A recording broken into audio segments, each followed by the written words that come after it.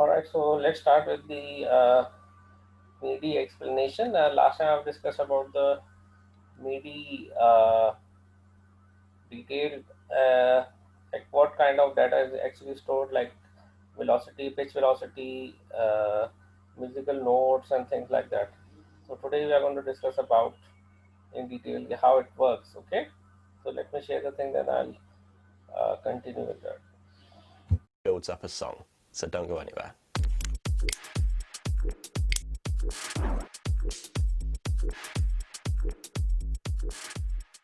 Hi there guys, it's John Holt here with The Audio Journey, helping make music production accessible to all. So today I'm going to jump straight into the content and explain what MIDI does in really basic terms so that you can start to grasp exactly what it's all about. And I'm also going to show it to you in two different examples in different pieces of software in Logic Pro X and in Ableton Live, so it applies to both Mac and PC users. So what is MIDI? Now MIDI is a set of messages that we use to trigger sound, and it basically says play this note this hard for this long. I'll repeat that.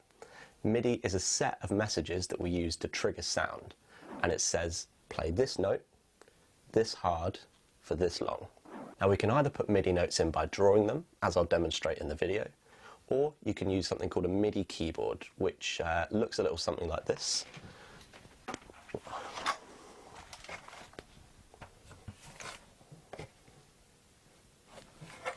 And essentially what it does is sends MIDI notes into the computer via USB. Really, really simple. Now in the description below, I've linked up the best MIDI keyboards for certain budgets. So definitely check that out after the video if it's something that you want to invest in. So without further ado, let's jump into Logic Pro X, which is a Mac piece of software, and see how we use MIDI in there. Now, as I said, MIDI says to a virtual instrument, play this note this hard for this long, and I'm going to show you what that looks like inside Logic Pro X. I'm going to use this synth which comes with Logic, the ES2, and I'm going to go for maybe this sound. So in order to start putting MIDI in, we're going to two-finger click and create an empty MIDI region. Just going to pop the loop on there so it keeps going around this MIDI region for us when we play. Now, when we tell the instrument what note to play, it's going to be one of the 128 notes that we see just here, all the way from -C2 all the way up to G8. When we tell the instrument how hard to play the note, that's controlled by velocity, which is another word for speed. The sound changes depending on how hard we hit the key. Now you can picture that if you pressed a piano key lightly, you get a different sound to if you hit it really hard, and it's the same idea here. And finally, when drawing a note in, we can control how long we want it to go on for. So let's draw some notes in to trigger this synthesizer. This menu here shows you what your command click tool is. So when you hold down command and click in this area, that's what you're going to be doing, and we're using the pencil tool. So let's draw in a little pattern of MIDI notes that are going to trigger the synthesizer.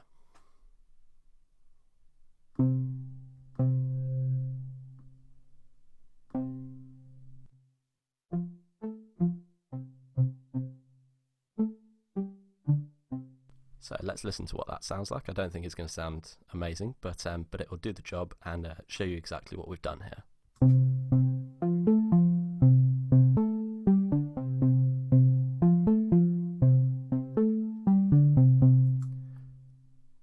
Now what I'm going to do is put the notes in the second half of this clip to be a higher velocity, and that means that we're telling it to play the note harder. And we've raised the velocity just down here, and Logic shows you by colour what the velocity is set to. So if you listen to the difference between these two,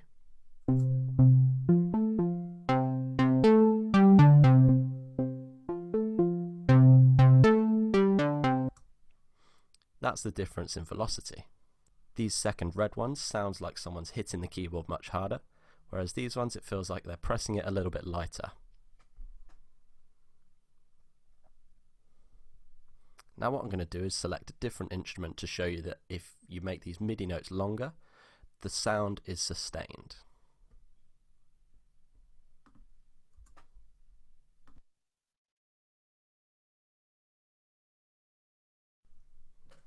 So if we draw in a short MIDI note,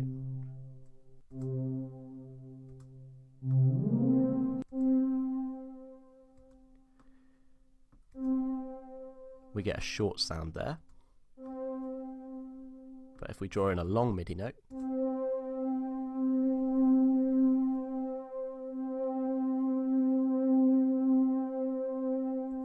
the sound carries on for as long as the note carries on. So that's how you can use MIDI to make synth sounds, but that's not all you can do with MIDI. You can also trigger something called a sampler. Now, a sampler is like a little storage device that holds audio files or samples. And what we want to be able to do is make the sampler play the sample or audio file that we want. And we do that using MIDI. Now let's go and have a look at a sampler inside Ableton, which is available on PC as well as Mac, so we can see how that sampler works. Now you can download a free trial of Ableton from the link in the description below to work along with this video if you like. The sampler that I'm going to be using today is called Drum Rack, and it can be used for anything, not just drums, but it does suit drums really quite well. So Ableton by default starts off with 2 MIDI tracks that you can see just here. And what I'm going to do is put a drum rack onto one of those MIDI tracks, which you can find under Drums and Drum Rack. Now here's the drum rack. The drum rack is the sampler, or the storage device, for these audio files that we're going to put in. And you can see, just the same as on the piano in Logic, you have all of the MIDI note values from -C2 all the way up to G8, which is 128 possibilities. Now what I'm going to do is take a sample or audio file, so MP3, WAV file, it can come from outside Ableton, it can come from anywhere. I'm just using the ones inside Ableton because it's a little bit easier. And all you have to do is drag and drop it into the sampler. And we've put that on the note C3. What we need to do now to be able to put some MIDI in is make a MIDI clip, just like we did in Logic. And we do that by double clicking on an empty clip slot. If you want to find out a little bit more how Ableton works, I'll link that up on the interactive YouTube card just up here. Now what we want to do down here is click Fold, which shows you the whole piano. And the note that we put that audio file on was C3. So if we draw some notes in on the track C3, we should hear that audio file. Now the way that we do that in Ableton is we use the pencil tool just up here, and the keyboard shortcut for that is B for Bravo.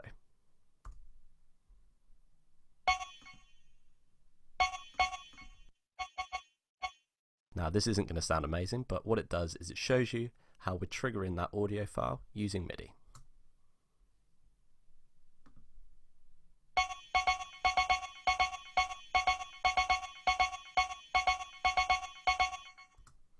And there we go. So that's all very well, but how would you actually use that in a song? What I'm going to do is show you a track that I'm working on at the moment and show you how I use MIDI. Now it's a tech house track and it takes influence from the likes of Bontan, Patrick Topping and Josh Butler. Now to make the drums in this song, I've used MIDI. So what I've done for each individual drum is got a sampler that's full of audio samples of that drum. So this sampler is full of kick drum samples.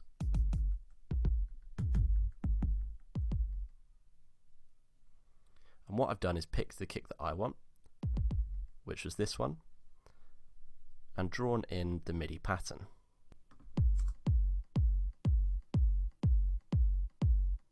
So it sounds like that. Next I added a clap. So I got a sampler that was full of clap audio files. And I picked this one. and put the pattern in as well.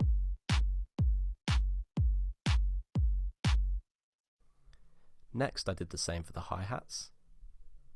So I got a sampler that was full of hi-hats, and I chose this one and drew the pattern in.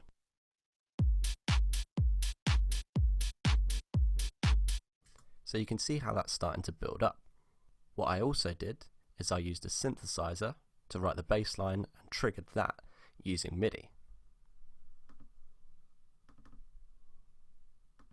So here's what it sounds like on its own, and you probably won't hear this all that well if you're not using headphones or speakers.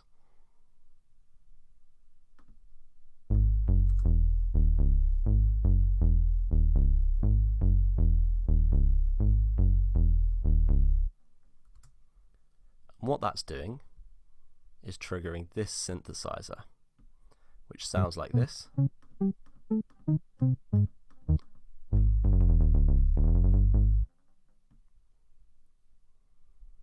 And it's playing the pattern that I've put in there.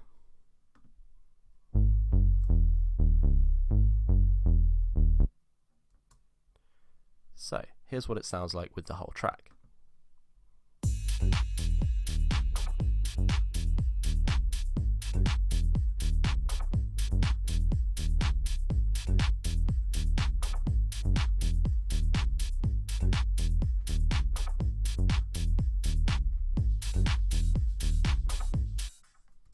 And there we go, that's an example of how I'm using MIDI to make my own music. Now I hope you found this explanation of MIDI useful, and if you enjoyed the video then please leave a like, it would mean a lot to me. And if you want to see more tutorials of this nature, then please consider subscribing, it would again really mean a lot to me. Now if you do have any questions about anything that we covered in this video, then feel free to leave a comment or get in touch via the links below, and I will get back to you with an answer and a little bit more help. And if you're fairly new to all of this, then I've made a video series called The 7 Key Elements of Music Production that's all up on YouTube. I'll link it up in the description below. Definitely go and check that out. It gives you a really good structured understanding of the basics. Now I've been John Holt with The Audio Journey, helping make music production accessible to all. I hope to see you again soon. Take care.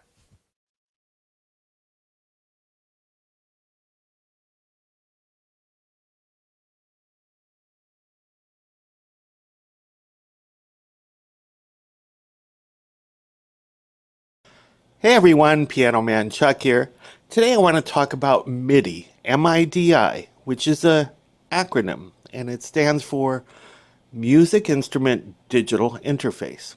And I've also heard it with the I's interchanged, Music Interface for Digital Instruments, which makes more sense to me, but it is Music Instrument Digital Interface.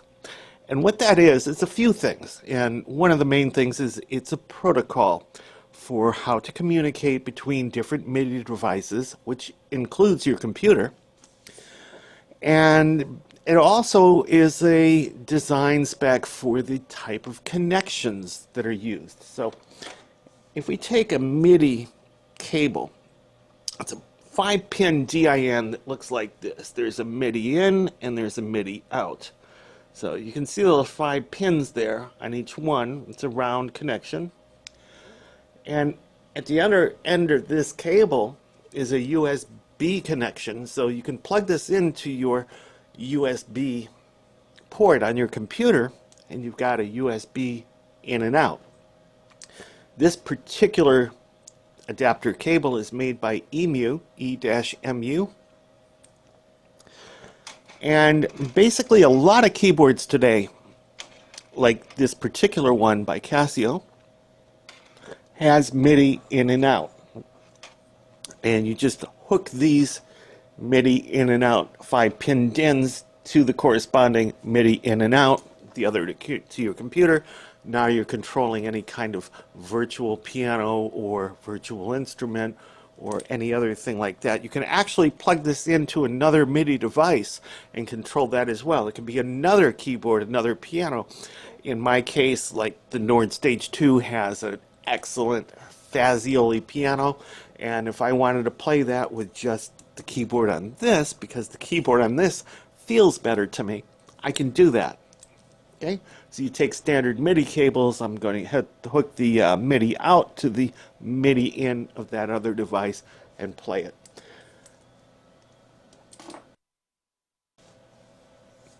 Now, MIDI has nothing to do with sounds at all. There's no sounds involved with MIDI. What it is, it's a protocol that defines what keys you've been pressing. Like, let's say I'm playing this. Simple, right? Now, all MIDI does is record what keys I've hit, how hard I've hit them. The harder I hit them, the louder they sound, how long I'm holding on to those keys or having them depressed when I lift them up, volume, panning, like from left to right, and things like I've got a bender and a modulation wheel on here. That's all part of MIDI, including the pedal that I have my foot on. There's up to 3 pedals, a soft pedal, a sostenuto pedal, and so on, but it records all that information. So basically, if you remember the old player pianos where you could take this paper thing that had a bunch of holes in it and plug it into a player piano, and all of a sudden it would play and the keys would move and all that stuff. Well, a modern day MIDI recorder is the modern version of that. Instead of having the holes on paper, you're basically recording the keystrokes that you're doing here. So when you're recording keystrokes and you actually play back those keystrokes, you can play that back on any MIDI instrument or computer. Okay, now, for those of you who, you walk into a store and you're looking at a keyboard and you say, does it have MIDI? And you don't even know why you want it. You just figure you have to have it because you've heard of it. Well, you may not need it. And here's the deal.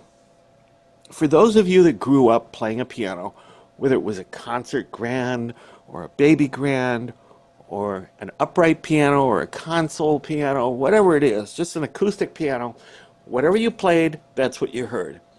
And if you're looking for a modern day digital version of that because you don't want something that big and that heavy, you don't want to have 2 or 3 people to move it when you want to move it to another room, and you don't want to have to tune it every 6 months, so a digital piano serves you well. Do you need MIDI? Well, the question is, are you going to just play it and whatever you play and whatever you hear, that's all you want? If that's the case, and you just want a digital version of an acoustic piano, no, you don't need MIDI. But here's another thing about MIDI. If you're going to record yourself, now you remember the days you're recording something onto a tape or reel-to-reel or cassette, tape recorder basically, and the modern day version is like an MP3 recorder or a digital recorder, whatever. Actually, even if you take a cell phone and you're making a video of you playing the piano, you're still making a video of you recording your performance on whatever it is that you're playing. So when you're doing that, basically what you play is what you get. If you make a mistake, when you play it back, that mistake is going to be there. And if you do the same thing with MIDI, if you're just recording the keystrokes that you're playing, no sound, just the keystrokes. I mean, naturally you're hearing what you're playing because while you're playing it, you're going to hear it, but you're recording not what you're hearing, but rather MIDI, the keys that you're pressing, how long you're holding the keys, the pedals, if you have a sustain pedal pressed down with your foot, actually even the bender and modulation wheels that a lot of these digital pianos have, the panning, left and right balance, that kind of thing. That's all stored as MIDI information. So that when you go back and play the MIDI file that you recorded, you can play that back on another MIDI device. So if I'm recording it on this Casio and I play it back on a Nord Stage 2 with the Fazioli piano, it's going to sound completely different, but it's going to be the same performance because it's the same keys that I'm hitting. Now, an advantage of recording with MIDI over audio. Let's go back to the tape recorder type of thing. When you're recording an audio performance, whether it's through a microphone or through the line outs or whatever, you're recording whatever it is you're playing. And if you make a wrong note, you strike the wrong key or whatever, that's part of the recording. And you can't change that. Well, there's ways of doing that with punch in and punch out, but it's not the same. Basically, you're either going to get the recording right from the first time, or you're going to do like 80 takes till you get it right. And it's a lot of work. But if you do the same recording with MIDI, if you make a mistake, you can go into a MIDI editor, and let's say you're playing a C chord, but you hit a C sharp on the top note instead of a C. Sounds awful. You can go into a MIDI editor and take that MIDI C sharp and change it back to a C. It's real easy. So if you're doing the perfect recording, everything is going perfectly well, except for one minor note that you screwed up, you can fix that if you recorded it in MIDI. So let me show you a MIDI recorder over here. Right here, this is a sequencer program that I'm using, also known as DAW, D-A-W, Digital Audio Workstation. Now if you look over here, this is a Casio Privia PX5S. So on this first track right here, I'm just recording the audio, and you can see what I just played. This is the waveform. The same thing in MIDI on track 2, just records what keys I'm playing. So if you look here, see how the keys over here, the MIDI information, it's just the notes. So that kind of makes it easier if you understand. When you go to a MIDI editor, you just take that note and move it to the right one. So that is the short form of the explanation. And again, this is not meant to be technical. We can get really into the depths of MIDI, but this is just to give you a general understanding about what MIDI is all about and what you can do with it. Now, there's a lot of software out there that are virtual pianos or whatever instrument that it is that's running on your computer, but you can't play it on your computer. I mean, you can't perform it on your computer. You need something like a keyboard to perform it on. So as long as the keyboard has MIDI capability, you can hook it up to your computer and play that virtual instrument. And a lot of these MIDI keyboards now are also, the more modern versions are also coming up with MIDI over USB, where you don't even need the standard MIDI in and out 5-pin DIN jacks anymore. You just hook up the USB cable into your Windows or Mac computer, and it will understand, because you're transmitting and receiving MIDI over USB MIDI. But you take a keyboard, say like the Yamaha P105, which only has the MIDI over USB, and if you want to communicate with another device, and all standard MIDI devices have that 5-pin DIN that I was talking about, you can't do it unless you buy an adapter cable to give you the standard MIDI in and out jacks. And that adapter cable is around $100 on that Yamaha P105. So that's something else you might want to think about. It's best to get a keyboard that has the standard in and out MIDI jacks. And a lot of the keyboards today, whatever you're playing, it will record that performance, but what it does internally is it records MIDI information. It records what keys you're hitting, how hard you're hitting them, how long you're holding it down, the pedal that's being held down at the time you're playing certain notes, the modulation and bender wheels, the panning from left to right, and a bunch of other information. That's called CC controller, continuous controller information. Now, MIDI gets a lot more technical than that, and I don't want to get into that right now, but I just wanted to give you a basic introduction to MIDI for those who had no clue what MIDI is whatsoever. Hopefully, this will have enlightened you just a little bit as to what MIDI is all about. We can get a little more involved, more technical details in a future video about MIDI. But for now, hopefully, this has answered your questions about MIDI. Piano Man Chuck, peace out.